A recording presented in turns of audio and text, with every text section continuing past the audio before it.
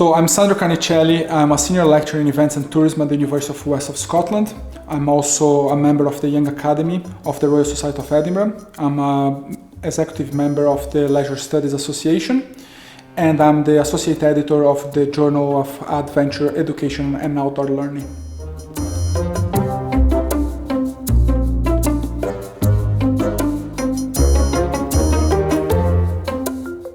The main impacts of over-tourism needs to be understood on a global and local level. So if you think about local level, cities like Venice are struggling with 30 visitors per citizen. So we have issues in terms of house pricing, but also waste management and conflicts in terms of cultural behavior. If you think on a global level, we have issues in terms of environment, the number of flights around, but also conflicts in terms of respect of indigenous and aboriginal communities, for example. So we do need to think on a global level and also on a local level.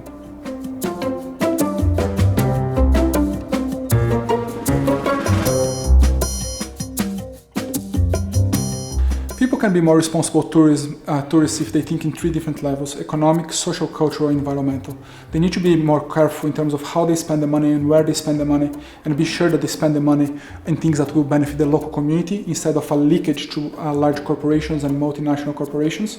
They need to be more responsible in terms of the social and cultural identities of the people they're visiting and respecting the rules and regulations of the local communities. And they need to be more responsible in terms of the environment, in terms of how they are traveling, where they're staying, and what are the carbon emissions of those traveling behavior. So they need to think in terms of economic, social, cultural, and environmental.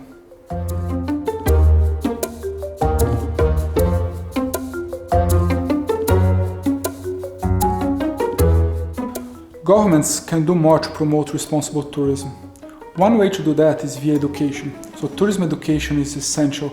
We need to actually educate better our tourists, but also our local community and our local youth, and make sure that they act responsibly when they go overseas. Second way is via public policy. We need to make sure governments look after the supply chain of the tourism industry and make sure that all the supply chain is acting responsibly. The third way is in terms of power to local communities.